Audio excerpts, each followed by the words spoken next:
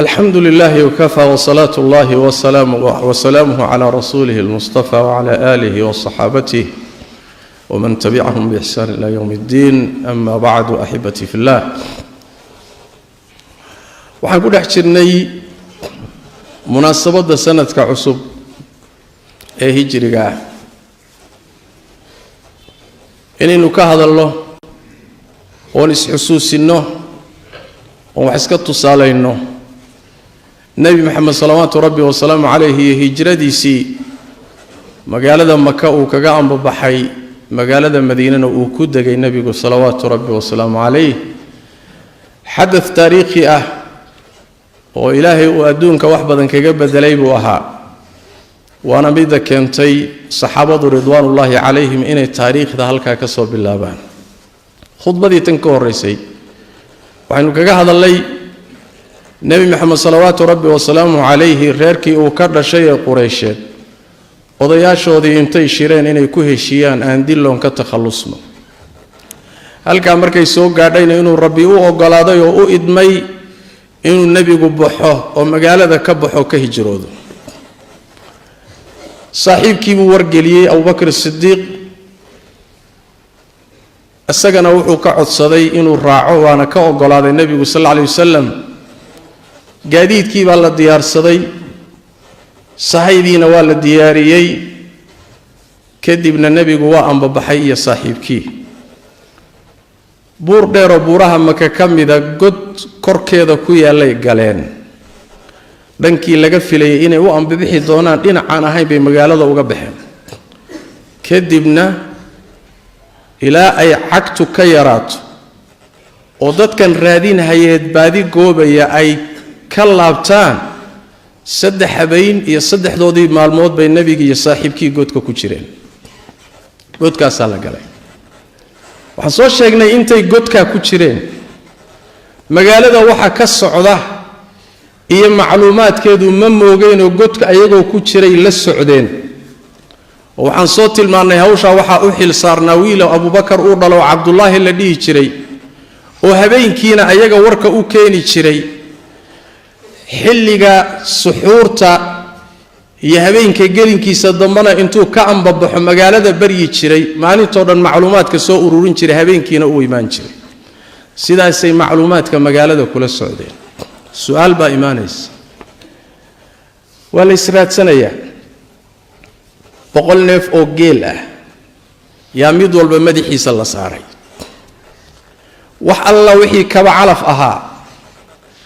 wax alla wixii damac ku jiray maalinku taajir islaha intii nabi maxamed iyo diintu wato necbayd waa la dhaqaaqay oo jihooyinka oo dhan baa loo kala dhaqaaqay baadi goob baa lagu jiraa ninkii jaa'izada ay abaalgudka ku guuleysan lahaa oo maalinku taajiri lahaa su'aasha isweydiinta la waxay tahay marka saddexda habeen iyo saddexda maalmood maxay ku noolaayeen nabiga iyo saaxiibkii maxay cunayeen macaraday cunayeen xaqay wax ka helayeen intayna godka gelin ba qorshaha dhan la dajiyay hawsha dhan waa la maareeyay waa la kala habeeyay waxa jiray nin adoon u ahaan jiray Abu Bakr Siddiq oo la dhihi jiray Amir ibn Fuhayra oo Abu Bakr ariga u raaci jiray ariga waxa ku jira qaar irmaan oo caana leh wuxuu sameeyay marka ariga markuu soo foofiyo oo maalintii uu soo daajiyo galabnimadii marka la gaaro soo caraabinaya buurta eeriyadeeda buu ku celinaya ilaa xilliga cishaha la gaaro oo habeenku mugdi fiican galo lugtuna markaa kala degto oo magaalada loo dhaadhaco wax dhaqaaqaya uusan jirin isaguna uu iska dhigayo nin arigiisii soo kaxaysanayo magaalada u soo wata oo meesha ku mayracayo wuxuuga ku yara celinaya halka markuu joogo intuu liso ariga lista ayuu buurta fuulaya markaasuu godka caanaha ugu geynaya caanahoodii bay cabayaan oo waliba dhay oo cusub oo fresh caanaha qaar kamida si habeenkii u sii cabaan wuxuu sameeyay dhagax buu kululaynaya dhagaxa markuu kulaleeyo caanaha ku dhex ridaya caanuhu si aysan isu bedelin oo u fasaadin culayskuna uga baxo caanahaasay habeenkooda ku barayaan qaarna waa cabayaan qaar waa dhiganayaan waa casheeyeen quraacdiina subaxdii marka la gaadho waagu intuu sanbariino wali mugdigu jiro buu ariga soo dareerinaya magaalada ka soo dareerinaya xilli mugdi ah waag barka ah soo dhow yahay iyo haddana soo marinaya arigii meesha waa lisaya markaasuu haddana fuulaya oo u geynaya arigiisana waa sii wadanaya oo yaa ku baraarugi nin arigiisa sii wato oo sii foofinayo soo caraabinayo soo xaraysanaya yaa garan waa lama garanayo 3 habeen iyo 3 maalmood baa nabiga iyo saaxiibkii halka ku jireen sidaana cuntadooda ay ku helayeen jaajuusintii iyo sirdoonkii reer Quraysheedna waxba ay ka garan waayeen soo saari waayeen qaabkaasi waa qaabkii cuntadooda loo habeeyay su'aal labaad baa iimaanayse 3 bari kadib in godka laga baxo safarta iyo socdaalka la sii wataa la rabaa aaway gaadiidkii la diyaariyay ee labadii neef ee geela ahaa ee la diyaariyay xaggay jiraan yaa haya yaa sakeeni doona oo meesha ku soo xiri doona marka la ambabaxayo ayadana qorshaha horay baa loo sii dajiyay nabiga iyo saaxiibkii waxay sameeyeen intaynan godka gelin baa waxay la heshiiyeen oo ijaarteen nin gaal ah oo qabiilka reer Bani Diil la yiraahdo ka dhashay waa nin dhul aqoon ah oo jidadka iyo dhulka si fiican u kala yaqaano xariif ku ah ninkaasay ka doorteen waa nin la yaqaano ahaa ninku waa gaal laakiin way aamineen labadii neef ee geelay u dhiibeen waxay yiraahdeen geela kaxe labada haalood kaxe soo daaji markay 3 bari soo wareegto maalinka saddexaad subaxdiis habeenka saddexaad subaxdiis halaha meesha soo istaaji waa gaal waase aamineen gaalada waqtiga joogtay waxay ahaan jireen ballan hadday kula galaan ballanta kama bixi jirin wax kasto adduunyo oo la hor keeno ballanta mayna dhaafsan jirin ayagoo gaala ah waxayna ka mid tahay akhlaaqda qiimaha badnayd ee ayagoo gaala ay ka dhaxleen diintii nabiyilaahi ismaaciil alayhi wa ala nabiyina salatu wassalaam maxayla nabigeena salawaatu rabbi wa salaamu alayhi markuu leeyahay inma bu'ithtu liutammima makarim al-akhlaq wa salih al-akhlaq akhlaaqda wanaagsan ayagoo gaala aqaar bay ka sii haysteen waxaana ka mid ahayd inay ballanka iyo ahdiga ilaaliyaan ka waran nin la leeyahay 200 oo geel aqaado ragganina meeshay ku jiraan garanaya la aqiida ahayn oo la diin ahayn haddana haba yaraatay aan hunguriyeynaynin inuu waxoogaa yar dhaafsado oo uu tusoo yidhaahdo halkanay ku jiraan abadan halihii buu sidii ku hayay waqtigii markii la gaadhayna labadii halaad oo reeriyeysan oo diyaarsan buu meeshii soo istaajiyay nabiga saaxiibkii hashii bay raaceen isagiina waa ka haysteen Aamir ibn Fuhayrana waa raacay wiilkii khaadimka ahaa waa la dhaqaajiyay rixladaasi darsi dambe inoo noqon doonta insha Allah ta'ala halkaasi waxaynu ka arkaynaa oo muhiim ah intaynaan ka bixin barnaamijkeena in aynu tilmaano waa darsi muhiim ah qisada qaybteeda hore markaad u fiirsato laacibka muhiimka ah ee sheekadu ku wareegayso waa qoyska reer Abu Bakar waa qoyska reer Abu Bakar waxaynu soo marnay sahayda ay nabiga saaxiibkii ku ambabaxeen waxa diyaariyay labadii gabdhood ee Abu Bakar dhalay waa Asmaa iyo Aisha oo nabiga xaaskiisa ah iyaga markay weelkii ku rideen afka ka xidhay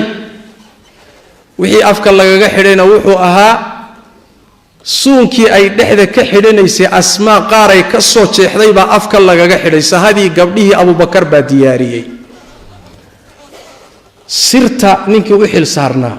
macluumada magaalada ka soo ururinayay khabarka nabiga u keenayay salawaatu rabbi wa salaamu alayhi wuxuu ahaa wiilkii Abu Bakar dhalay oo Abdullah buu ahaa ninka cuntada u xil saarnaayay ariga la joogay caanaha meesha ugu keenaynay u kululeynayay wuxuu ahaa adoonkii Abu Bakar buu ahaa ariga u raacay ninka godka kula jira nabi maxamed uu heliyeelay ee khatarta u bareeray wuxuu ahaa Abu Bakr as-Siddiq laftiisu ahaa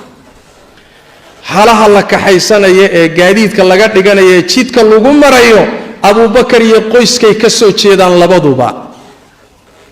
laacibka muhiimka ee qisada qaybteeda hore qoyska reer Abu Bakr baa waxay yihiin tiir dhaxaadka ah sidaas daraadeed baa waxaan leenahay qoyskaasi abaal weyn yay ummadda nabi maxamed ku leeyihiin salawaatu rabbi wa salaamu alayhi reer abaalkaasoo kale ummadda kulana maba jiro oo iyaga ahayn nabi maxamed salawaatu rabbi wa salaamu alayhi xifdigiis inay isku raacaan gabdhihii iyo duqii iyo gaadiidkii iyo xoolihii iyo adoonkii iyo arigii waxba inaan loo kala reebanin nabiga sidii loo ilaalin lahaa reer Abu Bakr weeye radiyallahu ta'ala anhum ajma'in qoyskaasi marka waa qoys gacan iyo abaal weyn kula ummadda nabi maxamed salawaatu rabbi wa salaamu alayhi laakiin ilaahay tabaaraka wa ta'ala ha fogeeyo shiicada nabigeenu salawaatu rabbi wa salaamu alayhi abaalka uu hayay qoyska reer Abu Bakr waa marka koobaad uu la xidhiidhay saaxiibkii oo wuxuu ka guursaday gabadhiisa Aisha oo ahayd dumarka mid ugu jecel yahay salawaatu rabbi wa salaamu alayhi waa marka labaad ee nabigu salawaatu rabbi wa salaamu alayhi Abu Bakr as-Siddiq nin ula sinaa ma jiro saxaabadiisa dhacdadan dhageyso al-Bara ibn Azib Abu Darda baan dhihilaha ayaa wuxuu leeyahay sahih al-Bukhari baa xadiisku ku yaala Bukhari baa soo saaray wuxuu leeyahay nabigan maalin la fadhiyay salawaatu rabbi wa salaamu alayhi anoo nabiga la fadhiya ayaa waxaan soo qaabilay Abu Bakr as-Siddiq oo socda nabigu markuu saaxiibkii arkay waxa uu yiri saaxiibkiin ninkan wajigiisa arko ninkaasi dood iyo muran buu galay buu nabigu way yaqaanay saaxiibkii salawaatu rabbi wa salaamu alayhi ninkaasi wajigiisa sida ka muuqata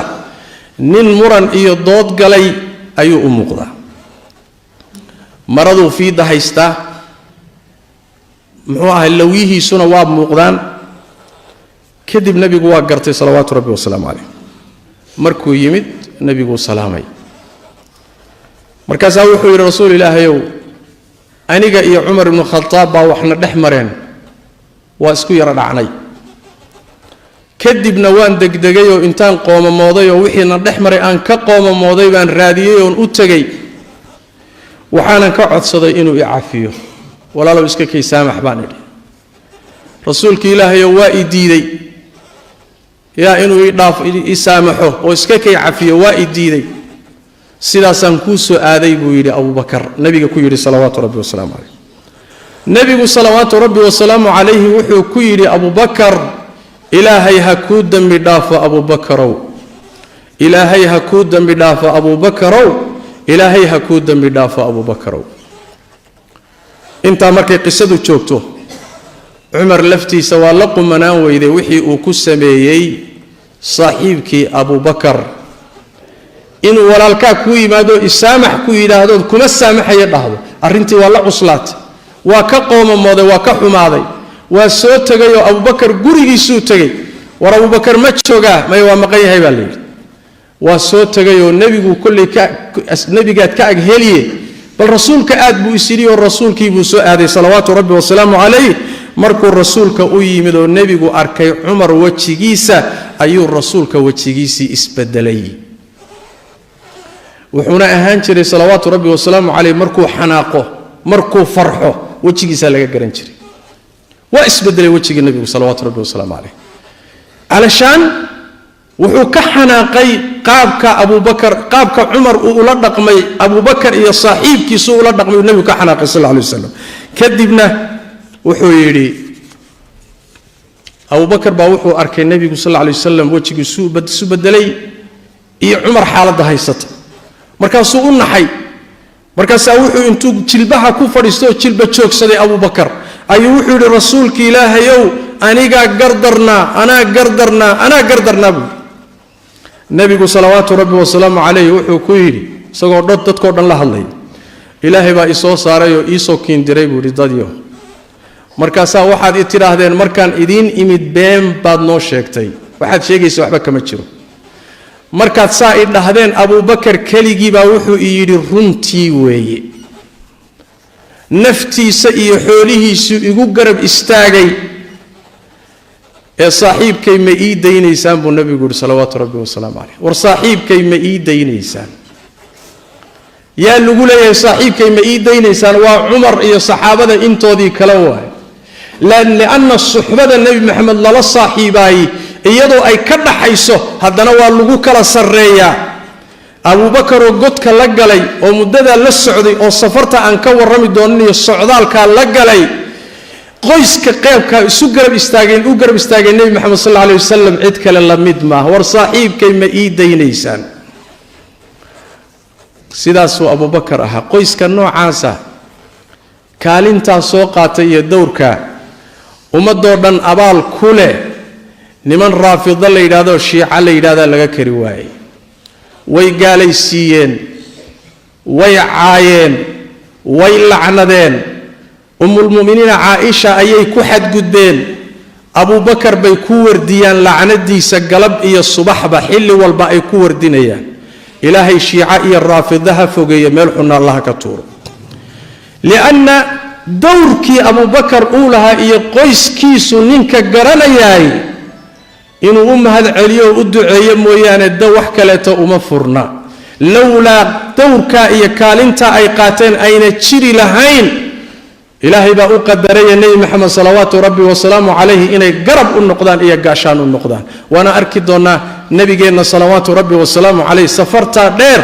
iyo wacdaraha uu muujinayo abubakar iyo siduu nebiga ugu adeegayo waynu arki doonnaa duruusteeda waa u tegi doonnaa biidni illahi tabaaraka wa tacaala qabla an ufaariqa almaqaam axibatii fi llah udakirukum biannana fi shahri muxaram وكان النبي صلى الله عليه وسلم يصوم هذا الشهر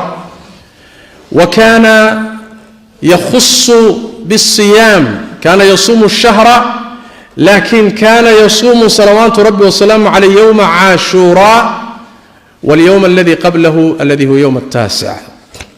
وذكر صلوات ربي وسلامه عليه أن صوم يوم عاشوراء يكفر السنة التي قبله فعلينا أن نصوم يوم التاسع الذي هو يوم الاثنين القادم ويوم العاشر الذي هو يوم الثلاثاء بإذن الله تبارك وتعالى احتسابا عند الله تبارك وتعالى أحبتي في الله إنتنا المقام ككبح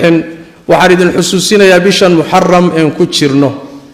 نبينا صلوات ربي وسلام عليه بشا بدن كذا واسومي شري وأنا بلاها صوانك وقفض بدنيا سيقوني النبي صلى الله عليه وسلم وحينوتشي دي إن للصوم مالك طبنادي بشا iyo maalinka sagaalaad oo uu yidhi haddaan gaadho sanadka soo socda maalinka sagaalaad baan soomi doonaa mase gaadhay nebigu salawaatu rabbi wasalaamu caleyh oo ka hor buu geeriyooday sidaas daraaddeed sida habboon inaad maalinka sagaalaad soonto maalinka tobnaadna aad soontood isku darto khilaafan lilyahuud sida xadiidka nebiga ku sugan salawaatu rabbi wasalaamu caleyh haddii maalinka sagaalaad ku dhaafana inaad maalinka tobnaad iyo maalinka kow iyo tobnaad inaad soonto ayaa fiican sida aharka cabdullahi bni cabbaas ku sugan taana yaynaan insha allahu tacaala mogaanin maalinta sagaalaadku taqriiban waxay ku beegan tahay maalinta isniinta ah tobnaadkuna waxay ku beegan tahay maalinta talaada aan ka faa'iidaysanno insha allahu tacaala lilxadiidi baqiya وفي المزادة مزيد بإذن الله تبارك وتعالى فصلوا وسلموا على خاتم الأنبياء والمرسلين اللهم صل وسلم وبارك على عبدك ورسولك محمد وعلى آله وصحابته ومن تبعهم بإحسان إلى يوم الدين اللهم إنا نسألك الهدى والتقى والعفاف والغنى ربنا ظلمنا أنفسنا وإن لم تغفر لنا وترحمنا لنكونن من الخاسرين اللهم يا حي يا قيوم برحمتك نستغيث ردنا إليك ردا جميلا ووفقنا لما تحب وترضى اللهم اغفر للمسلمين والمسلمات والمؤمنين والمؤمنات الأحياء منهم والأموات برحمتك يا أرحم الراحمين اللهم أعز دينك وكتابك وسنة نبيك يا حي يا قيوم اللهم انصر من نصر هذا الدين واخذل من خذل هذا الدين يا أرحم الراحمين اللهم أنجي المستضعفين من المؤمنين اللهم ألف بين قلوب المسلمين اللهم أنجي المستضعفين من المؤمنين اللهم عليك بأعداء هذا الدين يا حي يا قيوم وانصر عبادك المجاهدين في كل مكان يا قوي يا قهار سبحانك اللهم وبحمدك نشهد أن لا إله إلا أنت نستغفرك ونتوب إليك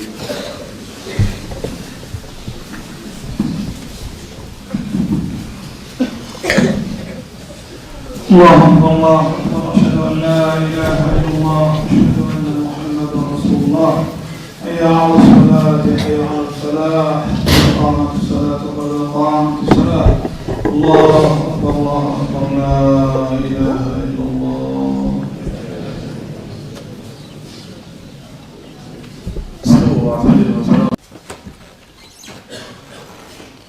الحمد لله وكفى وصلاة الله وسلامه على رسوله المصطفى وعلى آله وصحابته ومن تبعهم بإحسان إلى يوم الدين. أما بعد أحبتي في الله. waxaan ku dhex jirnay munaasabadda sanadka cusub ee hijriga ah